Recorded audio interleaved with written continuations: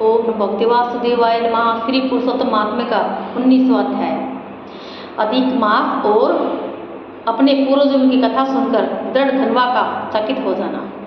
सूत जी बोले, हे तपस्वियों, इस प्रकार कहते हुए मुनि नारायण से देव ऋषि नारद जी मधुर वाणी में बोले, हे ब्रह्मन, तपोनिधि सुदेव को भगवान ने प्रसन्न होकर क्या उत्तर दिया, वह मुझसे कहो। श्री नारायण बोले, सुदेव के आग्रह करने पर भक्तवत्सल भगवान ने कहा, हे द्विजराज, तुमने जो कुछ किया है उसे अन्य कोई व्यक्ति नहीं कर सकता, और जिससे मैं प्रसन्न हुआ हूँ उसका कारण भी मैं ही जानता हूँ, तुम नहीं जानते। मेरा प्रिय पुरुषोत्तम मास जो यह बीता है, तुम दोनों के पुत्र शोक मगन होने के कारण इसकी सेवा व आराधना हो जाने से, हे तपोनिधि, तुमको महान फल प्राप्त हुआ है।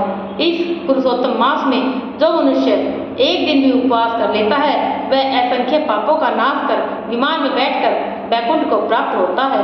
किंतु तुम दोनों को पूरा महीना निराहार ही बीत गया था, और बिना समय के मेघ वर्षा होने से नित्य प्रति तीनों काल तुम्हारा स्नान हो गया था। मेघ जल से स्नान कर लेने से और अखंड उपवास हो जाने से जो पुत्र शोक रूपी सागर में डूबे रहने के कारण तुमको मालूम नहीं हुआ था, इस प्रकार अनजाने में तुम्हारा पुरुषोत्तम मास का सेवन पूर्ण हो गया। तुम्हारी इस साधना की समानता कौन कर सकता है। वेदों में जितने साधन वर्णन किए गए हैं, वे सब तराजू के एक पलड़े में रखकर और दूसरे में पुरुषोत्तम को रखकर ब्रह्मा जी ने देवताओं के समक्ष तोला, तो पुरुषोत्तम का पलड़ा भारी हो बैठा, साधन वाला पलड़ा हल्का हो गया। अतः पुरुषोत्तम मास सब प्राणियों को सर्वत्र पृथ्वी पर पूजने से फलदायी है। इसलिए हे वत्स, तुम सब प्रकार से धन्य हो, क्योंकि तुमने इस मास में महादारुण तप किया है। जो मनुष्य का जन्म प्राप्त कर श्री पुरुषोत्तम मास में स्नान दान व्रत उपवास नहीं करते, वे जन्म जन्मांतर में दरिद्र होते हैं। अतः सब भांति से मेरा प्रिय पुरुषोत्तम मास सेवन करना चाहिए। जो इसका सेवन करेगा वह भाग्यवान, धन्य और मेरा प्रिय पात्र होगा। श्री नारायण बोले, हे मुने, ऐसा कहकर जगदीश्वर हरि भगवान अंतर्ध्यान हो गए। अपनी स्त्री सहित सुदेव पुरुषोत्तम मास की आराधना से जीवित हुए और पुत्र सुखदेव को देखकर दिन रात अत्यंत प्रसन्न रहने लगा और कहता कि हमारी अज्ञानता में पुरुषोत्तम मास की आराधना हो जाने से वह हमें कितना फलदायक हुआ, जो मरा हुआ पुत्र जीवित हो गया। बड़े आश्चर्य की बात है, ऐसा मास कहीं भी कभी भी नहीं देखा। इस प्रकार सुदेव उस आश्चर्य मास को अच्छी तरह से पूजने लगा।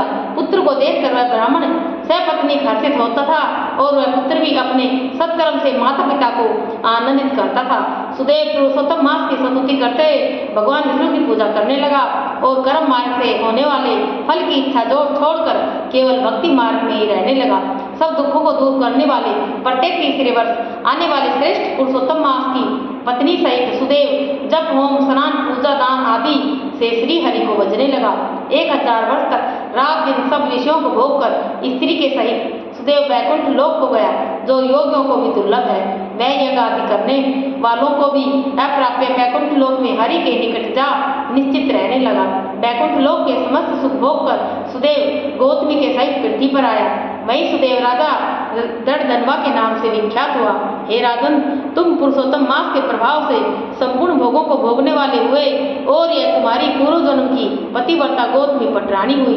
हे भूपाल, तुमने जो मुझसे पूछा था वह सब मैंने कह सुनाया, और जो तोता पक्षी था वह तुम्हारा पूर्व जन्म में सुखदेव नाम का पुत्र था, जिसे हरि ने जीवित किया था।